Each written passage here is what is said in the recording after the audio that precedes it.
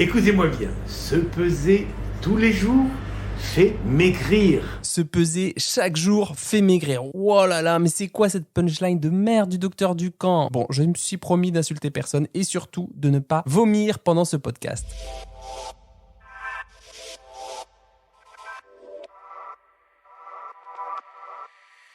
Salut, c'est Charles Brumeau, diététicien. Vous voulez mieux manger au quotidien? Vous êtes au bon endroit. Dans la poire, c'est le premier podcast francophone pour en apprendre plus sur la nutrition et apaiser son rapport à l'alimentation sans se prendre la tête. Allez, on va rentrer dans le cœur du sujet dans une minute, mais d'abord, je voulais vous remercier du temps que vous prenez pour m'écrire sur Apple Podcasts comme Frédérica68 qui me dit « Ces podcasts sont super intéressants et passent toujours trop vite et me communiquent toujours le sourire. » Eh bien, ravi de vous faire sourire, Frédérica, c'est super sympa. Merci aussi à Morgane de Toi, mais pas que. J'aime bien le pseudo. Ayant un rapport à la bouffe très utilitariste, j'ai mis du temps à rentrer dedans, donc rentrer dans la poire en fait. Pas évident, mais j'y suis arrivé petit à petit. C'est dur de lâcher prise, donc merci pour l'épisode 42. Une pépite. Waouh. Effectivement, vous êtes nombreux et nombreuses à m'écrire par rapport à cet épisode 42. Il y a Sophie Ramus aussi qui me dit « Je t'ai vu hier à Courbevoie, go comédie, Charlie. Mais please, n'arrête pas le podcast. Merci et bravo pour ta prestation. » Eh bien, merci beaucoup Sophie d'être venue me voir au théâtre. C'est vrai que c'était une première fois pour moi, une expérience assez balèze que j'ai traversée avec la Campus Compagnie et promis, je n'arrête pas le podcast, bien au contraire. Merci aussi à Lucas Drivon, Marie dans sa bulle, Sabrine Tuny qui a retrouvé la motivation pour reprendre rendez-vous avec une diététicienne suite à l'écoute de Dans la poire. Donc merci beaucoup. Je peux pas tous vous citer, mais merci d'avoir déposé votre avis et vos 5 étoiles sur Apple Podcasts. Ça fait vraiment la différence pour faire découvrir Dans la poire aux autres personnes. Donc merci encore, je vous remercie chaleureusement. Alors, je vous avoue que je suis tombé sur cette vidéo TikTok de Pierre Ducamp, là, le fameux Voldemort des régimes, de retour sur la toile. Et je peux vous dire que ça fait froid dans le dos, tant ça me fait bizarre ce retour dans les médias sociaux à plus de 80 ans, toujours la même vision des choses. C'est un épisode un peu particulier, comme si c'était un podcast en réaction à, un podcast React, comme on dit sur les vidéos YouTube.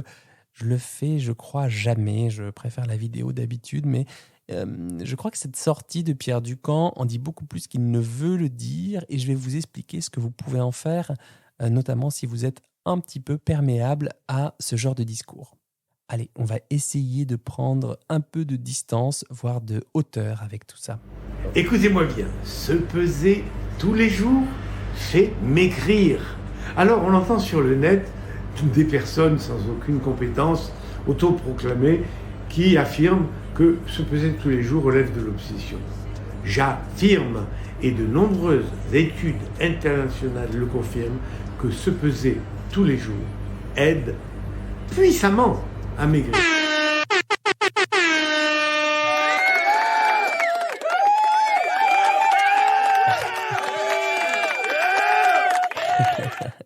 Voilà, c'était ma petite console. Je fais mumuse avec mes petits bruitages. Alors, on commence la vidéo en jetant l'opprobre sur toutes celles et ceux qui ne pensent pas comme vous. Effectivement, on parle de gens autoproclamés, des gens là comme ça dans le vague. Et pour ma part, oui, je maintiens, se peser chaque jour peut virer à l'obsession, d'autant plus qu'il peut y avoir des variations liées à nos sécrétions hormonales, au syndrome prémenstruel, au cycle menstruel, au fait qu'on puisse faire de la rétention d'eau. Donc, qu'est-ce qu'on va faire là, du coup, monsieur Ducamp? Qu'est-ce qu'on va faire? On va se peser, se repeser pour bien vérifier qu'on a fait de la rétention d'eau? Sérieux? À quoi ça va servir, en fait, cette information? Pas grand-chose. Quand vous êtes au régime et que vous vous pesez sur la même balance et toujours à la même heure, vous avez toujours un petit pincement au cœur pendant que la bascule réfléchit. Alors, je passe sur la bascule, on dirait une balance d'un autre âge. Petit pincement au cœur, c'est pas vraiment un pincement au cœur, hein. C'est plutôt de l'angoisse, de l'anxiété, voire de l'anxiété d'anticipation. Il serait peut-être temps que Monsieur Ducamp se forme un petit peu aux nuances en psychologie. Hein. C'est pas un petit pincement au cœur, et je pense que si il s'était vraiment intéressé à ce qui se passe dans la tête des patientes qui vont monter sur la balance et qui, dès qu'elles posent un pied à terre, ont cette tension par rapport au poids. Je pense qu'il ne tiendrait pas de tels propos. Quand la personne va se peser, en fait, elle se demande si le chiffre indiqué va infirmer ou confirmer son ressenti. Hein. Certaines personnes ont de la distance par rapport aux chiffres qui s'affichent. D'autres, au contraire, le prennent pour l'indicateur numéro 1, celui qui décide de tout. Et donc, si le chiffre va dans leur sens, eh bien, la matinée et la journée seront sous un jour meilleur. C'est ce qu'on appelle une motivation basée uniquement sur le chiffre, le résultat, c'est-à-dire que c'est renforçant quand ça va dans notre sens, ça nous décourage quand ça stagne ou quand ça augmente. Et puis, le verdict tombe. Waouh. Bon, même avec un ton à la Michel Drucker sous Tranxène, les mots ont un sens. Le verdict tombe. C'est un peu comme une sentence, une condamnation, comme une guillotine qui s'abat. Putain, mais choisis tes mots, Pierre. Sérieusement, ça dit des choses de toi et de ton système de pensée. On en reparlera à la fin de cet épisode. Allez, on va dire que ça peut être aussi pris comme le verdict tombe, comme une révélation, comme le verdict des urnes. On va être gentil parce que, en plus, je me suis promis d'insulter personne pendant ce podcast. Premièrement, vous avez maigri et vous recevez une bouffée euphorisante de motivation qui vous donne envie de faire encore mieux. Si vous êtes dans ce cas, n'hésitez pas à vous peser 1, 2 autres fois dans la même journée pour tenter d'accrocher 100 ou 200 grammes de plus. Alors là, on voit bien qu'il fait appel à la motivation extrinsèque. Effectivement, il décrit ce que je viens de dire. Si ça va dans notre sens, on est content, on se sent mieux, même pour quelques dizaines de grammes. Mais quand il parle de tenter d'accrocher 100 ou 200 grammes de plus, on a l'impression qu'on est genre à un manège avec la queue du Mickey, ou alors qu'on est vraiment dans ces machines là où on essaie d'accrocher les peluches là comme ça et on se fait toujours avoir. Et bien là, accrocher des grammes, je comprends pas ce qu'il veut dire en fait. Il recommande de se peser 2-3 fois dans la même journée pour accrocher 100 ou 200 grammes de plus. Mais c'est pas un tableau de chasse, Pierrot. C'est comme si le fait de se peser pouvait à lui seul faire perdre du poids juste comme ça. En fait, il veut resurfer sur cette vague euphorisante pour recréer cette sensation de « Waouh, j'ai perdu du poids, je suis contente quand j'ai perdu du poids, je veux reconnecter à cette sensation. » Ce qui peut se tenir, en tout cas pour les personnes qui ne jurent que par la balance. Deuxième possibilité, vous n'avez pas maigri. Il est possible que vous sachiez pourquoi. Si vous n'avez rien à vous reprocher, c'est que votre corps fait une pause ou qu'il a beaucoup maigri et pousse un petit coup de gueule et résiste. Si vous n'avez rien à vous reprocher, là encore, les mots ont un sens. Ça veut dire qu'on devrait se reprocher de ne pas avoir maigri, mais on rêve, quoi. Donc, merci vraiment d'arrêter d'alimenter la machine à culpabilité, Pierrot. Je trouve ça ouf. Votre corps fait une pause. Un concept intéressant. Le corps fait une pause, il pousse un coup de gueule. Ce n'est pas grand-chose. Demain, vous ferez mieux et votre corps cédera. Le corps cédera. Donc, c'est donc au corps de céder. Le corps cédera sous les coups de butoir que vous lui imposez. Ça fait vraiment froid dans le dos, je trouve. Là, on voit bien qu'on est dans un conflit tête-corps, que le corps doit céder et bien fermer sa gueule. Donc, c'est profondément anti-logique du corps dans le cadre d'un système régulé. D'ailleurs, moi, comme j'aime jouer avec les mots, j'ajoute que c'est au corps de céder, à nous d'aider le corps, du verbe aider, céder, Monsieur Ducamp, donc aider et non céder. Voilà, c'est vraiment flippant. Allez, on continue la suite de cette vidéo. De votre côté, essayez de bouger un peu plus, de boire davantage et surtout, de prendre un plat de konjac par jour.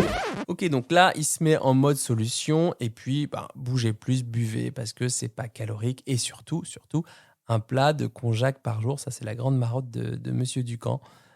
Faites de la place dans l'estomac au détriment des autres aliments. Donc en gros là, c'est de votre responsabilité, voire de votre faute. Bougez plus, buvez de l'eau, faites ce qu'il faut avec cette histoire de konjac. Donc le konjac, si vous ne le savez pas, c'est une plante cultivée en Asie et consommée à l'origine pour soulager la toux, les brûlures, les troubles intestinaux et elle a la particularité de gonfler dans l'estomac, de prendre de la place d'autres aliments, sous-entendu d'autres aliments plus caloriques. Et elle favorise donc le rassasiement. Alors c'est vrai que c'est pas super bon au goût, mais c'est pas le sujet de cette vidéo. Si jamais vous avez une recette de konjac qui fait vraiment l'unanimité dans votre famille, dans votre palais et dans vos enfants, vraiment indiquez-la moi en commentaire, je vous en supplie. Parce que j'ai déjà essayé 3 fois et 3 fois je me suis dit mais c'est quoi cette espèce de truc insipide quoi. Dès le lendemain, vous aurez repris la descente. Et oui, il y a la descente aux enfers. Donc en fait déjà quelqu'un qui vous affirme avec certitude que vous aurez repris la descente, je ne sais pas trop ce que c'est à part du charlatanisme, c'est-à-dire qu'on ne peut pas être certain d'une perte de poids, on ne peut pas la garantir, c'est la base de la prise en charge, donc j'ai envie de vous dire humilité, modestie, Pierre Ducamp, modestie quand il s'agit de la machinerie humaine qui est super complexe. On n'a pas le droit d'être certain d'une perte de poids, désolé. Troisième possibilité, vous avez grossi, mais si vous vous pesez tous les jours, même si vous avez fait de gros écarts la veille... on continue avec les écarts.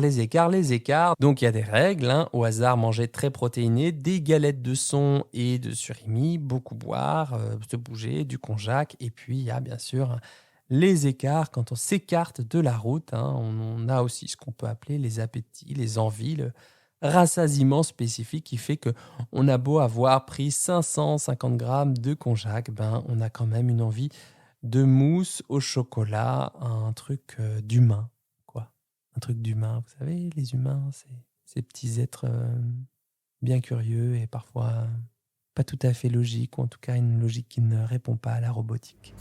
Quatrièmement, enfin, si les jours se suivent sans maigrir et surtout sans rien avoir à vous reprocher, alors l'avis du médecin ou du coach est nécessaire. Ok, soit un médecin, soit un coach sportif, donc toujours pas de diététicien, pas de psychologue, vraiment, ça c'est la bête noire de Monsieur Ducamp. Je rappelle donc aux profs de maigrissologie en chef qu'un médecin n'est pas forcément nutritionniste et que même s'il l'était, la formation des médecins nutritionnistes est assez limitée comparée aux 3000 heures des diététiciens et diététiciennes. Voilà, bon, bref, j'ai pas envie de rentrer dans une querelle de chapelle ou de pro de santé, c'est pas mon truc. Je vais rester sur son message de base. Et plus vite vous le saurez et aurez réagi, plus vite le problème sera réglé. Bon là, ça vaut vraiment les applaudissements d'une foule en délire. Bravo! Ouais! Ouais, bravo, voilà, merci beaucoup. Nous y voilà enfin, tu as osé le dire, tu as enfin osé assumer, Pierre. On est au cœur de la laideur, de la maigrissologie, mais vraiment dans la philosophie la plus nue, la plus crue. Le problème sera réglé. Le poids est donc un problème à régler. Voilà ce que disent ces gens. Le poids est un problème à régler et donc toutes les solutions sont bonnes pour le régler. Donc tenir sa diète, avoir des choses à se reprocher, bouffer du konjac, brûler des calories, ne penser qu'à ça toute la journée, se peser 1, 2, 3 fois par jour. Waouh! La dernière étude sur le rôle de la pesée quotidienne, écoutez-moi bien, a été publiée dans la célèbre revue scientifique The Journal of Obesity. Elle montre qu'une pesée quotidienne est un rempart contre le grignotage et facilite la perte de poids. Alors, pesez-vous tous les jours. Bref, j'ai même pas besoin d'aller chercher cette étude là. Allez, on va quand même boussouiller, on va essayer quand même, on va lui donner sa chance, on va dire. Donc, The Journal of Obesity, on va vérifier tout de suite l'impact factor. Le facteur d'impact, en fait, c'est le rapport entre le nombre de citations reçues par une revue dans une année et le nombre d'articles publiés par cette même revue au cours des 2 années précédentes. Il est calculé à partir des données du Journal Citation Report et couvre 15 000 revues de plus de 60 pays différents. Selon cet indicateur, une revue avec un facteur d'impact plus élevé serait ainsi considérée comme plus importante parce que plus visible, donc plus lue, plus citée qu'une revue avec un facteur d'impact faible. Alors cette revue-là, le Journal of Obesity, elle a un impact facteur de 3,48. À titre de comparaison, les revues qui ont un impact factor les plus élevés, c'est Nature avec 42, Science 41, The Lancet, etc. Bon, je ne vais pas vous embêter avec ça, tous ces chiffres-là, d'autant plus que l'impact factor est critiqué parce qu'il reflète plus la productivité des chercheurs que la qualité de la recherche. Alors, on va continuer à laisser une petite chance à cette étude, soyons fous. Nombre de participants, 162. Waouh, mais il n'y en a même pas 1000, quoi. Juste 1000 au moins, ça aurait été l'ombre du sérieux, quoi. Donc, vraiment pas ouf, cette étude de l'université de Cornell dans l'État de New York. En gros, la méthodologie, c'est que les participants avaient été répartis dans 2 groupes distincts avec un objectif commun, maigrir. Et le scientifique qui a chapeauté l'étude dit « Nous n'avons pas donné de directive, chacun a perdu du poids à sa façon, que ce soit en réduisant les portions... » Pardon, je suis un petit peu crevé, j'enregistre cet épisode à 00h30. Que ce soit en réduisant les portions de nourriture, en arrêtant de grignoter ou de sauter des repas. Dans un premier temps, les scientifiques ont demandé aux participants de perdre 1% de leur masse corporelle, puis s'ils arrivaient à maintenir pendant 10 jours leur kilo en moins, ils pouvaient tenter de perdre 1% supplémentaire de masse corporelle. Le but final était de perdre 10% de leur poids initial entre le début et la fin de l'étude. En fait, c'est 162 participants qui ont fait ce qu'ils ont pu pour maigrir, y compris en sautant des repas, et qui ensuite se sont pesés chaque jour jusqu'à la fin de l'étude. Il faut savoir qu'on est quand même dans un cadre universitaire avec des participants volontaires, pas tout à fait sûr que dans la vie réelle, les gens... Pardon, je rebaille, il est trop tard. Les gens arrivent à se peser tous les jours pendant 2 ans et pas sûr que ça les aide vraiment. Donc je crois que j'ai même pas besoin de lire la suite. C'est vrai que c'est assez space comme vision d'envisager le soin diététique. Moi, je suis bien curieux de voir ce que ces patients sont devenus aujourd'hui. Parce que ce que M. Ducamp ne dit pas, c'est que cette étude date de 2015, donc plus de 8 ans. Alors je me dis, mais qu'est-ce qui s'est passé pour qu'il tombe sur cette étude ? Sur TikTok, peut-être que brandir des études, ça marche bien. Voilà ce qui s'est passé à mon sens. Parce que même si l'étude date ou fait polémique, eh bien, il y aura des commentaires, donc de l'engagement, donc la vidéo sera vue et ramènera du monde encore et encore. Donc c'est bien pourri comme algorithme, mais ça marche comme ça malheureusement. Allez vous amuser à vous appeler Charles Brumeau, essayer de mettre de la nuance dans tout ça. C'est vrai que c'est comme courir après le vent, disait François Zard. De ta distance à la mienne, on se perd bien trop souvent et chercher à te comprendre, c'est courir après le vent.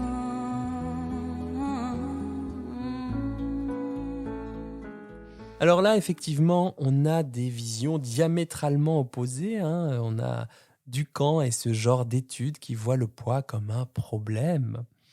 Et moi, je perçois le poids comme un symptôme au sein d'un système potentiellement dérégulé. Donc, le système en question, c'est où en sont vos hormones, votre sommeil, votre activité physique. À chaque fois, j'ai failli faire le lapsus de votre soleil à la place de sommeil.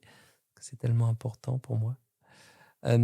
Votre parcours qui vous a mené jusqu'ici, votre histoire du poids, votre historique, votre récit, même familial autour du poids, votre gestion du stress, des émotions agréables et désagréables, votre capacité à vous témoigner du soutien quand vous avez besoin, la qualité de vos liens avec autrui, votre capacité à vous nourrir d'autres choses, d'autres activités que la nourriture. Puis bien sûr, l'alimentation, mais dans ses dimensions nutritionnelles, énergétiques, micronutritionnelles et bien sûr émotionnelles, voire philosophiques.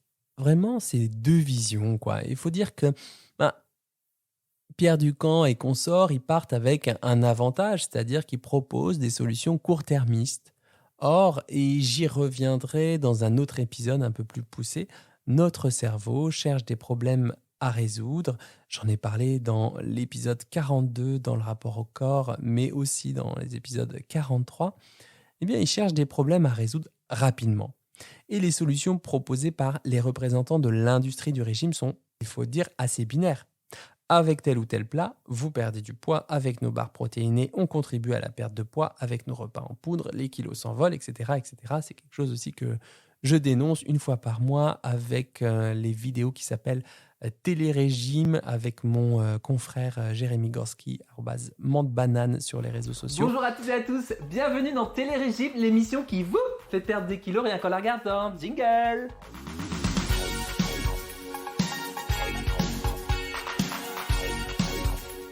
Voilà, nous, on a voulu dénoncer l'impact de l'industrie des régimes sur la psyché de nos contemporains, et, tout ce que ça fait à nos corps, en fait. Tout ça n'est pas neutre. On a ce véhicule, le corps, qui nous porte, qui nous transporte, qui nous accompagne tout au long de notre vie. Et ces expériences qu'on fait sur le corps ne sont pas neutres. Et malheureusement, ces gens le savent très bien, mais ils s'en fichent complètement. Donc, il reste vous, donc vous qui êtes libre et responsable de votre beau corps. Voilà, donc je vous disais effectivement les éventuels bénéfices long terme, le cerveau, il s'en fout et c'est peut-être bien pour ça qu'on a du mal à régler la question de la crise climatique, des changements climatiques, parce que il n'a pas assez de bénéfices court terme pour mettre en place le changement peut-être. Donc je me mets à votre place, vous qui cherchez des solutions par rapport au poids, c'est vraiment pas facile de ne pas être perméable à ce genre de discours qui ne fait que vous offrir solution sur solution sur solution. Enfin, il faut savoir, un message vraiment important de cet épisode, c'est vraiment important, il faut savoir que le poids n'indique rien d'autre que la masse totale que vous pesez. Muscle, masse hydrique, masse grasse, masse osseuse, c'est pas son job. Vous avez pris 1 kg de muscle ou 500 grammes de rétention d'eau. Si vous n'avez que ça comme indicateur, vous vous pesez chaque jour, vous êtes bien dans la merde pour interpréter ces données parce que ça ne reflète que votre masse totale. Heureusement, il y a des commentaires sous cette vidéo qui disent que ce genre de discours sont un tremplin pour les restrictions et les troubles des conduites alimentaires. Je vous en livre un que je cite de manière anonyme. Je faisais ça en effet, puis je suis tombé dans l'anorexie. Résultat, malade depuis 6 ans. Et lui, Pierre Ducamp, donc, ancien médecin, il répond à d'autres commentaires en disant « Savez-vous qui a inventé cette histoire des TCA, les génies de la communication au service des marchands de sucre ?» Il répond même à une personne touchée par l'anorexie « Vous êtes inconscient du mal que vous faites en colportant de fausses rumeurs émises par les marchands de sucre. » Donc, la personne dit qu'elle a été touchée par l'anorexie et en réponse, on a un ancien professionnel de santé droit dans ses bottes. Il a autant d'empathie que son yaourt 0% avec les personnes qui souffrent de TCA. Moi, je trouve ça complètement dingue et d'une violence pour les personnes qui ont traversé ce type de trouble. C'est dur parce que son discours n'est pas illégal, il a le droit de le dire et en même temps, il est hautement toxique, vraiment hautement toxique ce type. En tout cas, son discours, j'essaie de me reprendre et pas me laisser aller. Voilà, je crois qu'il est temps que j'arrête de lire ce genre de trucs. C'est vrai que ça me nourrit pas trop, c'est pas trop mon habitude. Là, je vous avoue, je me suis un petit peu laissé aller. Je crois qu'il est temps aussi que Monsieur Ducamp prenne sa retraite de parole publique et aille sucrer les fraises parce que faire autant de mal en 2 minutes de vidéo, il faut le faire. C'est vraiment une compilation de tous les red flags, de tous les tutos pour dérégler son rapport à l'alimentation, pour déséquilibrer les paramètres homéostasiques du corps, Alors, pour les conseils spécifiques liés à la perte de poids, je vous conseille l'écoute de l'épisode 34 de Dans la poire. Il faut scroller un petit peu en dessous de votre téléphone qui s'intitule « Que faire quand on ne perd pas de poids ?» Je recevrai bientôt une intervenante précisément sur cette question. Mais dans cet épisode, j'insiste déjà sur la partie solution. Donc, prenez le temps de l'écouter si vous êtes vraiment en galère sur ce sujet. J'explore des pistes qui sont micronutritionnelles, nutritionnelles, mais aussi en lien avec la figure de bienveillance et d'autocompassion. Donc c'est assez complet, je suis assez fier de cet épisode. Voilà, qu'est-ce que je peux vous dire d'autre ? Je crois que plutôt de réagir, de react, comme disent les plus jeunes que moi, à ce discours, eh bien, je vais continuer à prendre la parole et nourrir d'autres représentations peut-être un peu plus holistiques, inclusives que cette vision ultra réductionniste des corps humains. Voilà, j'ai pas vomi, j'ai insulté personne, j'ai tenu ma promesse. Allez, à retenir dans cet épisode les 3-4 infos principales. Vous avez le droit de vous peser. Vous avez aussi le droit d'observer les pensées, les émotions et vos comportements par rapport à cette pesée, à cette fréquence de pesée, quoi. Est-ce que le fait de se peser tous les jours augmente vos comportements de vie ? Donc quelque chose qui vous nourrit, qui vous relance, qui vous recharge, qui vous remotive, qui vous fait du bien, quoi. Ou est-ce que ça augmente vos comportements de survie ? C'est tout ce qui fait que ça vous enferme, ça vous fatigue, ça vous rabougrit un petit peu sur vous. C'est ça la survie. Deuxième info, le poids peut varier en fonction de facteurs non alimentaires. Je bois 700 ml d'eau, je vais peser 700 grammes de plus tout de suite après, même si on a des pertes en eau après via la transpiration et l'urine. Bon, est-ce que ça, il faut que j'aille le vérifier 2-3 fois par jour ? Est-ce que c'est vraiment nécessaire, quoi ? Troisième info, le poids indique votre masse totale et c'est tout. C'est son job, il fait son job de poids. Voilà. Quatrième info, vous n'êtes pas votre poids et c'est précisément en cultivant d'autres référentiels que vous pourrez vous approcher d'une vie à la focale élargie, une vie qui est... je sais pas comment vous dire, une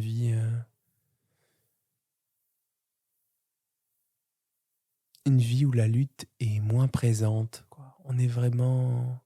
C'est vraiment ça, une vie où la lutte est moins présente, quoi. Être tout le temps en lutte avec son corps, à un moment donné, il y en a un qui va être KO.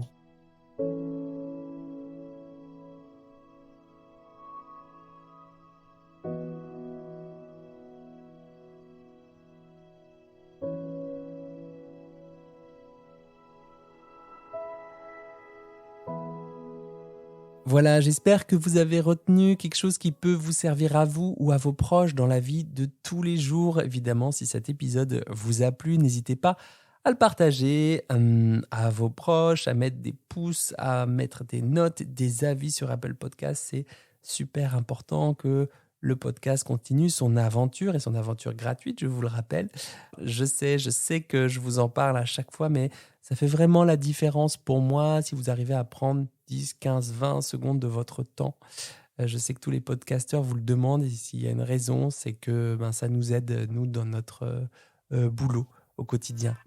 Je vous embrasse bien fort, je vous souhaite un bel appétit de vivre et à très vite pour un nouvel épisode de Dans la poire.